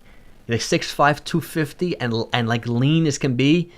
I mean, no wonder why he's like just an incredible football player. He's got a great personality too. Really, really interesting. It's amazing. But I think that's good for you, Chris. Let's see, Alexandra. No, here's Krill. Sorry that I'm bothering you with the questions. Is there a value in lightweight? Yes, no question about it. I actually almost prefer that, especially. But you're still, I'm 60. I know, Krill, 43. You're still, you're still pretty young. Yes, I love all the big lifts done light. In a control, like not quick, slow rep cadence, or relatively slow, not a 10-second rep cadence in a deadlift. But you slowly go down, you come up somewhat explosively. I love like RDLs and the deadlifts and those big lifts done with light weights, continuous tension, a little more bodybuilding-ish. I love it. I think it's great. Alexandra, should resistance training and cardio training be split up on different days, or is it better to do them on the same day workout set? It really, really depends on what your overall workout strategy is. A general rule is whatever you do first, you're going to have a little more energy for and do better. So one way of doing it, which I like with some people, is like one day do resistance training first, cardio second. The next time you work out, you can do the opposite if you want to do them on the same day. A lot of people get into, when you like lift weights, you're depleting carbohydrates, so it's good to do your aerobics after your resistance training, because then you're going to dip into fat stores and maybe burn a little bit more fat. I really wouldn't look at it like that. I think whatever you do first, you're always going to have more energy for and do better. And as long as the workouts are not too long, and I think we talked about it in the past, I don't think they are too long for you. Like if you're doing like a 40-minute workout or something, I don't think it's too long that it's going to affect either one too dramatically. But if you're working out for like 90 minutes and then you do like an hour of resistance training, how much energy you have left for your cardio. And it also depends on the type of resistance training and the type of cardio you're doing. Like if you're doing that high intensity cardio, that could probably take away from your resistance training. So if you're doing like a 20-minute of a HIIT type workout, like on the elliptical or something like that, you're going to be tired to do your resistance training. So you may want to do easy resistance training. Or if you did your resistance training first and then you do your cardio second, and you're doing HIIT, you may not have as much energy. So I would say if you're going to do them both on the same day, I would say always prioritize resistance training because it's so important for maintaining muscle mass. You can rotate it, but I would do easy to moderate cardio. If you can do the hard cardio or really hard resistance training workout, then split it up. And you can even, there's so many different ways to do it. Like let's look at it like this. You can get the best of everything. Like Monday, you're going to do resistance training, first, say on the hard side. Then do a moderate to easier cardio second. Let's say on Wednesday, you're just going to do like high intensity cardio. You're really going to hit it hard, do 20 minutes of that. And then maybe you're just going to do like some easy resistance training, like maybe do your core, you do your forward, your planks, you do your abs. And then Friday, instead of doing your resistance training first, you do your moderate cardio first, resistance training second. And then the next week, you just don't look at it as like week to week. Look at it like days. So then the following week, right, you don't necessarily have to do, like on that Wednesday, you don't have to do the HIIT cardio. You can do like a just really hard resistance training, and then Monday do something else. You know what I mean? Like don't think you have to do the same things. Look at it as like 30 days like that, and always mix it up. Not necessarily exercise. I'm also not a big believer in constantly changing your workout and doing silly movements. I mean, you still want to do your basic push, pull, squat, lunge. You don't want to do these silly secondary movements. You still want to just get the job done and get out of the gym, and create a response. Okay, let's say James. Okay, this is James. The thing I should, and I worry if weight gets too low because I still have some lower body fat. I know, tough to get rid of. It is, especially at our age, James, a little bit. There's always that delicate balance and that fine line of cutting calories too much while putting muscle mass. It just, your body fat is lower than mine. I'm probably around 12% right now. And so you're ahead of me on it. It's just a delicate balance. It really is. And when you get to the point what you're talking about, 9-10% and being that technical, there's those slight changes of 100, couple hundred calories here or there, just tweaking the macros. In your case, I would probably, because you seem to be really into it, I would just track everything. You eat 3 M&Ms, you write it down. Just track everything, keep experimenting, and just you see what works best. And I probably would cycle. It probably was good that you just went off in December. It's really hard to maintain 9-10% body fat levels all year round indefinitely. You may want to at times not do like a dirty bulk, nothing crazy like that, but taking a month off now and then and just gaining a few pounds is probably not a bad thing, And then you got to just keep experimenting. Let's see what we got here. Okay, James. Let's see, Gwen. Okay, Gwen. Goal weight is under 120, but right now I'll be happy just to get under 140 again. 5'1", 155. Yeah, I think 5'1", 120 would be a really good weight for you, Gwen. I'm not sure your body type either, but hey, you can do it.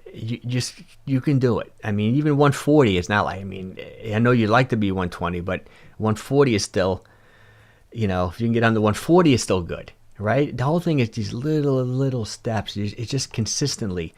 Don't look at it day to day. Look at it month to month. And you can do it, Gwen. You've been showing up. I know you're going to be at your ideal weight one day, for sure. Like, this is Krill. Now I have to watch Saturday Night Live. Yeah, no, definitely watch it. It was really good. I fell asleep. My wife watched the whole thing, but I watched the first, 30 minutes. I'm shocked how the personality on him, how good he was. He was great. But just his physical presence, 6'5", 250, and lean looking as B. He wants to be menacing on the field. I can imagine. Hey, thanks for showing up. How would you solve a skinny fat physique? Okay, bulk or cut first? Which would you prefer? Thanks. Yeah, I would probably just put on muscle first. That's what I would probably do. Skinny fat. Skinny fat's a term. I guess maybe you would call it like a bodybuilding term too. Is that even though someone is thin on the scale, their muscle mass is relatively low, and they're kind of soft in appearance, and they're kind of like fat at the same time. So I would probably definitely focus on. I still would want someone to improve their diet, but I would definitely focus on the gym. Putting on muscle any way you can. Focusing, maybe doing 3. I love the idea of just doing 3 months of just the big lifts, like squat, bench press, and deadlift, and that's it. That's all you do. Like, you go to the gym, you do like 5 sets of this is how I would do it, like 5 sets of squats, 5 sets of bench press, like on Monday, like Wednesday. I probably would always keep the bench in there, but I would probably let the lower back rest a little bit. Maybe just like bench on Wednesday, and then Thursday, and then Friday just like deadlift and bench. Do something like minimize it, and just do the big lifts. Try to get as strong as you can. Do like something along the lines of that, or maybe like on Wednesday you can bench press and do like a little core work or something. Real basic stuff. Okay, Krill. I like 160-pound dumbbells when my max is probably at least twice that. That's funny. Yeah. I love this chat. Max feels like I have it. Oh yeah, no, I love it too. This is great. That's why I felt bad that I said I was going to stop doing these live streams. I really love doing them. Like, I woke up this morning. I was going to start working on that course. That big project. I said, let me do the live stream. So I made the slides really quick. And I said I'm going to do the live stream. Too bad, though, I lost my internet. I hope it's back. Okay, let's see what Jeff's got. Jeff, I got a free trial to OBE, so I'm finding workouts to do before tennis. I'm not sure what OBE is, though, Jeff. Starts again. This week I did dumbbells one day and interval walking. Oh, that sounds good. I'm not sure what OBE is, though. I guess it's something that I should know. Maybe it's some type of like workout online workout plan that you can sign up for, but that sounds good. Let's see, Alexander, 6'5", 250 pounds is considered obese on a BMI scale. Yeah, it's hard to say.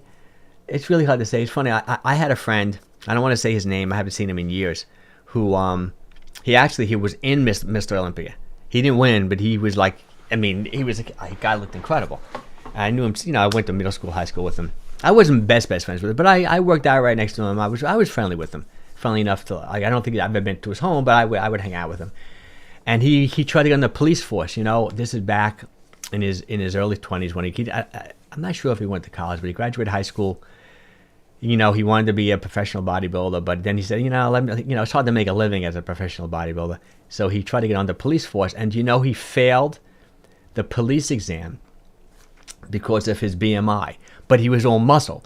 He wasn't that tall. He was more like I don't know. I think he was like 5'9", maybe 225. But I mean, the guy was like unreal. He was like a Mr. Olympia looking guy, like the guys you see on stage. This is back in the 1980s, and he literally failed the test because his BMI came back with numbers like that were just like off the charts. They thought he was obese. Meanwhile, you look at him, and it was like a rule that you couldn't break. That was the rule back then. If you're too heavy for your height. So much of it, Alexander, had to do with your bone structure, your muscle mass. It's really hard to go by those BMI unless you're doing like a DEXA scan or do something like really sophisticated that tells you what your body fat is. It's really hard to go with those generalities. That's why I loved it, like the Statue of David thing, because it's kind of like perfect symmetry. So whenever I used to work out, or like Frank Zane, or these famous all-time bodybuilders, they always wanted to keep their body like growing in nice proportion. I like the neck, the biceps. Calves are kind of hard because so many people have calves just don't grow no matter what they do, or just don't grow as fast. So, but it's kind of interesting. Okay, Krill, I'm 185 and overweight. My BMI BMI works until I totally agree. But I don't think you're overweight, Krill. I think I've seen some recent pictures of you doing something. You did a workout online. I thought you looked great. So, okay. I think I got a few more meals here. Lately I've been eating a little more red meat. So this is my general concept. The last one was shrimp. Now this is like really, really lean. This is actually steak beef. That's so inexpensive, but I like it because people don't like it because it's tough. But I don't mind it tough. What I do, I put some lemon juice on it, some salt, pepper. I take a fork and I try to tenderize it a lot. I take my time. I tenderize it up. I like it because it's so lean. A little EVOO, garlic powder. I mean, it comes out so good. It takes me like 6-7 minutes to make the salad. And I've been doing a lot of my TikTok and Instagram, videos. I'll just film how I make this or whatever. And on top of the arugula salad, same thing. Try to go with multicolored blueberries and some tomatoes, different vitamins, different minerals, different nutrients. My avocado, which I eat every single day, EVOO, and a little balsamic vinegar. This is, to me, perfect eating. Whether you're doing this intermittent fasting once a week or whether just you're doing your 2 MAD plus a protein shake or whatever. This is just, I don't know. I hate to say perfect because whenever I use the term the perfect meal, the amount of criticism I get is like overwhelming. Oh my God. If I go on TikTok and say this is the perfect meal, 20 people will say, "Yo, what are you talking? This is not perfect. There's whatever. Tomatoes has lectins in it. You're gonna kill." So I try to now. I've been trying to present these things like this is my favorite meal. This is what I think is my opinion on a perfect meal. People are really rough in social media. There's similar concept here, and I've been. This is something that I don't want to be misleading to people. Even when I say I'm doing like 2 MAD plus a protein shake, and I show you my meal, I love this meal too. These are 4 chicken thighs. I prioritize protein, maybe 60 grams of protein there. Now I cut up literally just like 4 grapes that you cut in half. Adds so much flavor and makes the salad so much more fun to eat. And it barely adds any calories. It's so nice having a sweet grape, a few blueberries, and once again a tomato and avocado. So I get my meal here, but I do this a lot. I'm going to start showing this more and more. But I do increase my calories and just the satiety of the meal by doing things like this. Like I'll have a cup of shelled nuts at the end of this. And I still consider this 2 MAD. I may have 2 strips of 85% dark chocolate, right? I may have, some pistachio nuts after a meal like this to increase my calories a little bit. So I don't want everyone to think that, even though I'm doing 2 MAD, I've been kind of on maintenance calories lately. So I'll do things like this. And I think it's fine for people to do that. Let's see what Jeff's got here. Okay. OBE is a paid service for a bunch of workouts, including live classes. I got 30 days. Oh, that sounds good, Jeff. Yeah, I'll check it out. I'm not familiar with it. Here's Gwen. Okay, thanks, Mike. I get discouraged easy, so your support is really helpful. I'm in bulimia recovery and really trying a daily. That sounds good. Bulimia is really tough. I've just I've experienced this more working in those big gyms. Like I worked in, they weren't cool. The names of the gyms you not even heard of. Like it would be like Bally's. These were like Jack LaLanne gyms. These are gyms that were big in the 70s and 80s. I've only worked in gyms from the age of like 16. And when you're working in those bigger gyms, and I managed this gym that had like so many people in it. When you're dealing with like memberships upwards of like 3,000, 5,000 members, you really do see a lot of, and unfortunately it does lean more towards females with bulimia and anorexia, and it's a serious thing. It really is, and you really do have to be careful with it, because the confusing thing about, and I mentioned this in the past when it comes to the eating challenges, the eating disorders, is that you can't tell someone like to stop eating. It's not like an alcoholic, right? Or someone has troubles with with amphetamines, and you can tell an alcoholic, you just can't drink. You're just gonna have to figure out a way to live your life with not alcohol in it. But you can't tell someone, like I know how challenging it can be, Gwen. You can't tell someone who has bulimia, who has anorexia, stop eating, because it's just not. You have to eat. So it's a really, I'm glad you're working on it, Gwen. So I would just take your time with the weight loss. You probably look incredible. I'm sure you do. Just slowly get down to whatever goal where you want to be. Obviously keep working with whoever you're working with. And I feel for you, because I know I've worked with the people over the years, and it's very challenging, but you can do it, and you will do it for sure. Hey, thanks for showing up. That looks delicious. That's great. I know I said I wasn't coming back, but I'm back, so I appreciate you finding me again today. Let's see what Biff got. Okay. Do you remember what the video was called that you referred to earlier about Chris? I'll watch it after this. Yes, I think it was. I kind of geared a little bit more to. I think it was called fitness, like for men over 40, or a fitness program over 40. It was something like that in the live streams. Let me, if you want, it'll take me 1 second, and I will quickly. I'm quickly gonna pull it up. So what I'm doing now, because I have to have the technology to do this. I'm just literally going to my YouTube channel, and I'm gonna pull up. Like I would go here. I'm going to the top of the channel. If anyone wants to do that, I'm gonna go to the live streams, and I'll give you the exact name. Okay, it's called Fitness Over 40. Okay, a case study on transforming your body and health, and I did it a month ago, so about 4 weeks ago. Definitely check it out. I think you're gonna love it. I love it. It's interesting because a lot of people, like I said, I don't know why. I wish I was doing this well on YouTube. Like I have one of my last videos on TikTok, like 770,000 views, and it was on how to lose 50 pounds.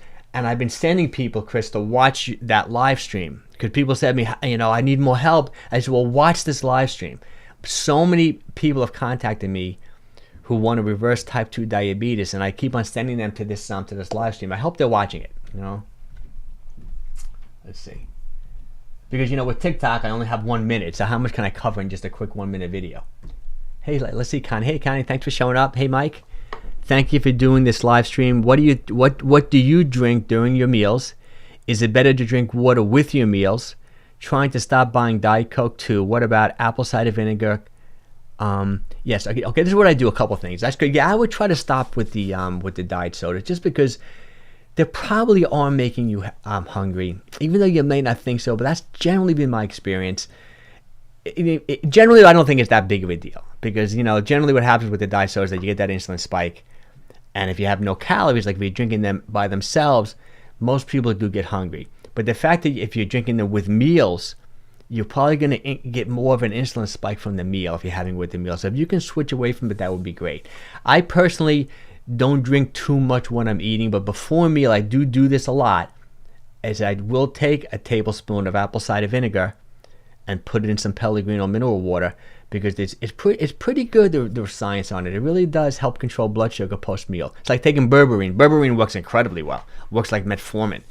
I've actually got too low blood sugar and felt weird from berberine when I've taken berberine. I don't even fool around with it too much, but berberine really works too. But yes, a teaspoon of apple cider vinegar. I should say a tablespoon. You may be able to go 2, but some people have a hard time swallowing it. Before a meal, drink that. I don't think it's necessarily a bad thing to drink while you're eating. Some people have different opinions upon that, like when it comes to digesting the food and all that. But I think drinking the apple cider vinegar right before, a tablespoon right before, right after, it's probably a good idea to help control blood sugar. I just would say don't drink any liquids that have calories that are going to increase your spike in insulin while you're eating. I would say that would be the big takeaway. But it's really like personal preference. Let's see. Okay. FCT 83 on 2 wheels. Oh, that's a pretty cool headshot. Okay. My first gym membership was at Bally's Fitness. So we're together. You must be close to my age. I got down to 145 pounds, around 180 pounds back in 2015, shooting for the same goal rate. That sounds good. No, I think that sounds great. Yeah, I remember Bally's. It's interesting because I think Bally's bought Jack LaLanne. I thought they were long gone. I'm not even sure if they're around, but I know Jack LaLanne. I was a big fan of his, and he was always really upset with Jack LaLanne, like the whole business, because their whole like model was like aggressive sales. Like they put you in a room, they aggressively try to sell you a membership, and then they didn't want you to show up. You know what I mean? It was one of those type of business models. So he was like outspoken about them, and he wanted to disassociate his name from Jack LaLanne. And I think I could be wrong. I don't want to like say the wrong thing, but I thought Bally's was like the parent company. Or they bought Jack LaLanne, and then they got rid of the Jack LaLanne name, and then it became Bally's Fitness. I could be wrong, but maybe. I don't know. Thanks, Biff. I appreciate it. Let's see, Alexandra. Okay. My workout program now is basically home calisthenics, which I love. Push-ups and squats for like 15 minutes, followed by 15 minutes of stationary, Monday to Friday. And he thought, I like that a lot. I just would probably prioritize different things with each workout. So, for example, let's say one day, let's say on a Monday, you're doing your calisthenics first. Maybe you want to be a little bit more aggressive, work, kind of hard. And then when it comes to doing your bike, maybe do the bike a little bit easier. But then on Wednesday, maybe you want to do the bike first, do a nice HIIT routine on the bike, and then do your push-ups and squats a little bit easier. And then Friday, maybe do the inverse. So kind of prioritize different things to try to get the best out of both worlds. But I like that routine a lot. I think it's great. Okay. Okay, let's see. I think I may have 1 or 2 more meals here. Let me see. Right, no, we did the chicken. I think I may just have one more, which is just a steak. Yeah, just another steak. And I wanted to give this, because this is like an idea of a good this is pretty low calorie. This is like a nice thing to do, like one day a week, to do a meal like this, where you're prioritizing protein. I got about 8 ounces of, once again, that lean meat. This is not steak meat, but other inexpensive meat. Yeah, no, stationary bike. Yeah, I would mix it up, definitely. So this would be like, 50, 60 grams of protein, pretty low calorie here, right? So an avocado, again, I sprinkle on some pistachio nuts just to make it kind of fun to eat. I like to buy pistachio nuts. I love pistachio nuts. Actually, it's a healthy nut too. And then I just cut up an orange, right? Pretty low calorie. This is great if you want to do like one low calorie day a week to eat a meal like this. I should have picked a meal of like an AMPK, or like a low protein meal. I so rarely eat like that I didn't pick one. To me, if I'm going to do an AMP or like a fasting meal, I'll just fast for 24 hours or fast for 36 hours. That's generally what I would do. But like, for example, if you wanted to turn this meal into just like a low calorie day, eliminate the meat and throw in an arugula salad, have your avocado with some nuts, right, and a piece of fruit, and that would be like a negative, a down-regulating mTOR, an AMPK day, a recovery day, like a autophagy type day. So that's good. All right, so we go. That was good. I'm so glad I did this today, and I even was able to use the hotspot. And see, now next week though, I am going to be in California, and I think I'm flying back. I'm not sure. I think I'm taking the red eye Saturday night back home. So maybe I'll be able to do it Sunday if I'm not too tired. But if I do it probably next Sunday, a live stream, maybe we'll just do like a Q&A. Do a bunch of, maybe I'll pull some meals in there. We'll just talk, because I'm not going to have time to prepare the meals. And I even tell my friend Steve to show up today. I was like, he probably would be here now. I was running late and everything. I normally text like friends of mine to tell them I'm going live. I didn't do that, or else I would have had more people in the room today. But we got a pretty good turnout. I really like it. But let me see. Before I go, we've been going an hour and a half. I'm going to go take my walk. It's a pretty nice day in New York today. Any other questions though before I go? This is great. And also, I don't know. I'm curious. I'm going to probably feel everyone out for this new project I'm working on. So what I'm going to do is that I'm going to take like I said, I have my intermittent fasting course, and it's a pretty self-explanatory course. It's like I think it's 43 videos ranging from 3 to 5 minutes. I don't know if it's right for everyone here because it's more of a beginner course. This course is if you never really intermittent fasted before. I take you through like a 4 or 5 week process and ease you into intermittent fasting, and then I switch you over to a pretty aggressive low carb diet. So by the end of like this 4 weeks, I've had people lose 20 pounds, and then you do a 24-hour fast on the 4th day. But you're pretty much kind of like on your own when you're going through it because you're watching the videos. People love it. People have done really, really well. I never even really marketed it properly. Like I never ran ads, and I just like keep a little sound bite underneath my videos. But people do love it. But what I'm looking to do now is do something a lot more involved. And I know other people, and I obviously I want to turn this into a business, like into like a real, into a real business besides just doing it casually like this. So I've been working on it. I'm working on more of a structured program that's going to involve intermittent fasting diet. It's going to involve working out, and it's going to be a type of thing where first you're going to watch maybe 15, 20 minutes of videos, or maybe even less, maybe a 10-minute video. I would give you an assignment to do for the week, and then we meet once a week for an hour, answer all your questions, keep you on track, and kind of do like a body transformation program over maybe like an 8 weeks. So it'll be like intermittent fasting diet and actually work out with videos and all that. If anyone has any feedback on that, I would appreciate it. I've seen other people. It's interesting because I've taken courses like that. Like I did something called Video Labs, which helped grow my YouTube channel, where, for example, it was really expensive though. It was crazy. Where, for example, I was in, just like that, you sign up for this course, then once a week, there's like there would be like someone who moderates the course. You're in a Zoom call with 20 other people. And first of all, you have an assignment, like you're supposed to watch this 10-minute video, 10, 15-minute videos. You do the assignment, then you meet once a week, and then you talk amongst the group with the person narrating the whole thing. So I'm thinking about setting something up like that. So if anyone's interested in something like that, let me know. Everyone who shows up every week here, you're kind of getting that to some degree. But you know how I do those things where I do like, how to lose like 25 pounds in 4 weeks, and I talk about it within this 1 hour presentation, this 90-minute presentation. It would be that, but really mapped out in great, tremendous detail. And instead of me just saying to you, okay, do planks, do lunges, I would have workout videos and all things like that. So any input on that would be great. But all right, so I appreciate everyone showing up. Let me know. Any other questions before I go? I think we have a couple of questions. Okay, let's see. Okay, hey Mike, hey, thanks for showing up. This is great. Can you lose weight using spin bike? I tried walking, but my lower back gets tight. Your lower back gets tight. Start walking backwards too. I'm a big believer in walking backwards for your knees and for your back. Yes, I think the spin bike is great. But look at weight loss.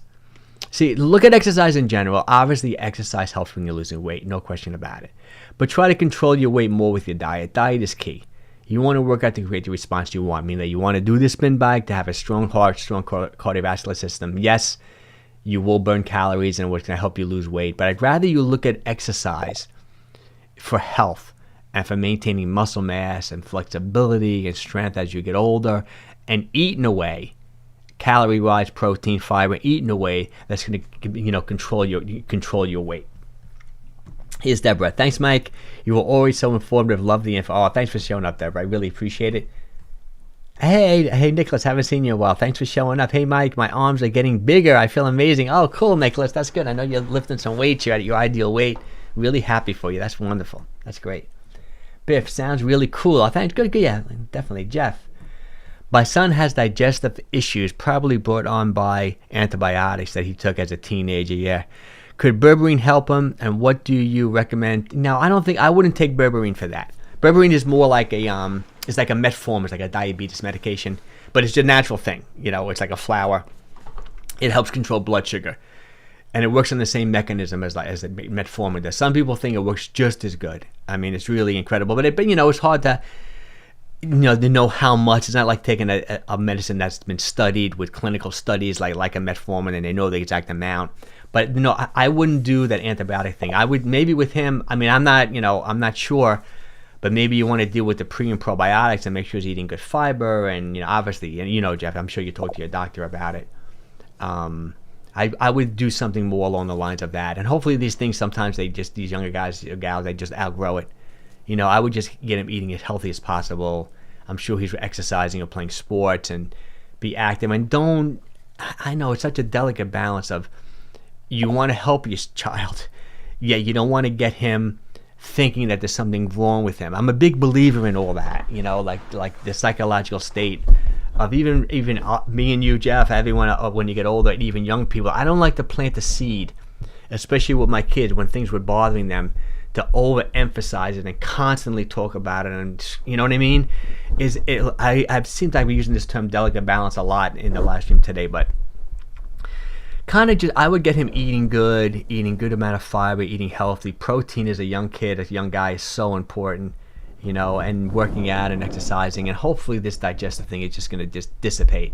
Because sometimes I almost believe in plasticity, neuroplastic, like once you ingrain it in someone's brain that they have digestive issues, they have anything, it just overemphasizes it, and then it becomes too big part of their lives. I know it's an issue, but try to, this is just my opinion, and this is what I do with myself and my wife and my kids and family, is try not to overemphasize these health issues. Like, obviously speak to a doctor, do the right things, but try to just move on with it. You know what I mean? Okay, here's Nicholas. I got a little scared last week. I woke up and my stomach had gotten bigger.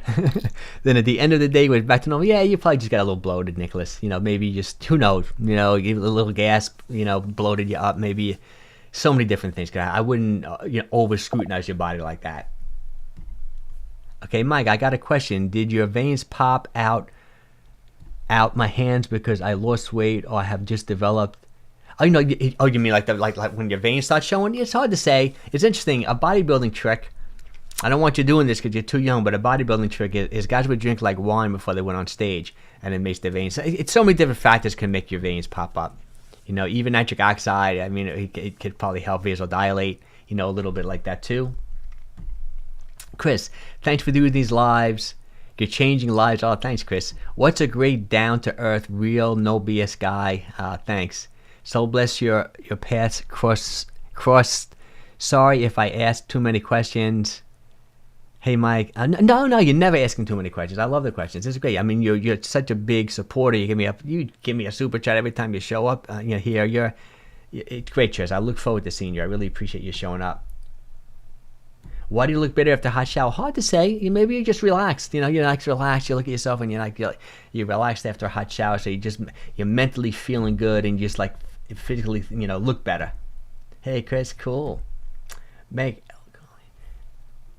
L-citrulline or L-arginine. I lean more towards L-citrulline.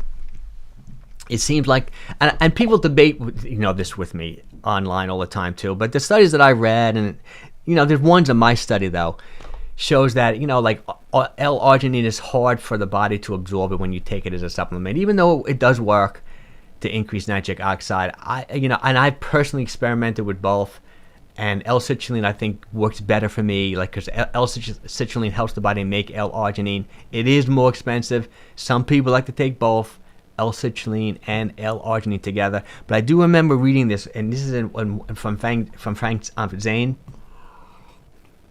He talked about how taking like high levels of L-arginine would make people who has what's that called again?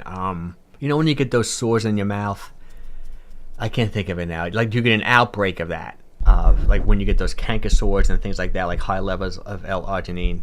It'll come to me in a second what it is. Let's see what Jeff has to say. Okay. Oh. Body watch, my son looks amazing. I love to trade bodies with him. I'm sure. How old is he? 23.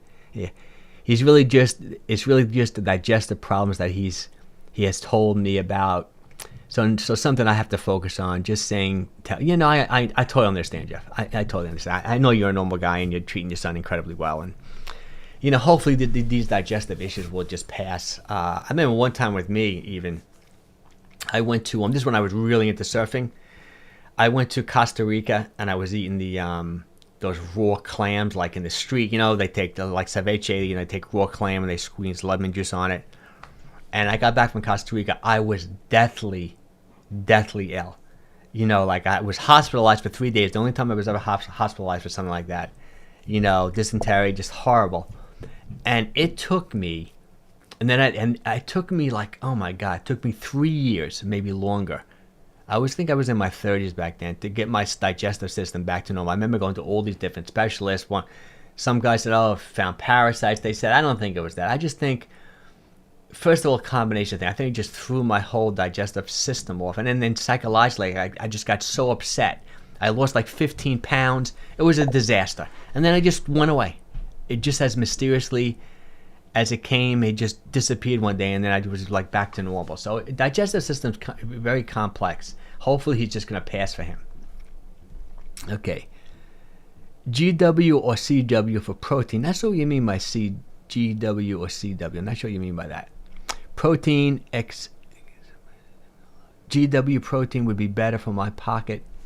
I'm not sure what you mean by GW or CW. I'm not good with these abbreviations. Okay, this is Nicholas. I've had some days where I've eaten a surplus of 500 calories for 3 days, gained no weight. Yeah, no, it's so hard to say how the body works like that. Sometimes until you eat like a high calorie day, you wake up the next day, you're not heavier. The next day you eat high calories, you gain 3 pounds from water weight. So hard to say. So hard to say. All right, guys. But I'm going to go. I appreciate everyone showing up. And we're kind of 50-50 for next Sunday. If I do it, it'll probably just be a Q&A because I'll be flying back on the red eye Friday night. But even the following Sunday, though, we'll definitely be back on track. But I appreciate everyone showing up. Once again, Chris, thanks for the super chat. And everyone have a wonderful day. Get outside. I'm going for my walk right after this now. Been fasting all day, so it's going to be a lot of fun. But take care. Have a wonderful, wonderful week, everyone.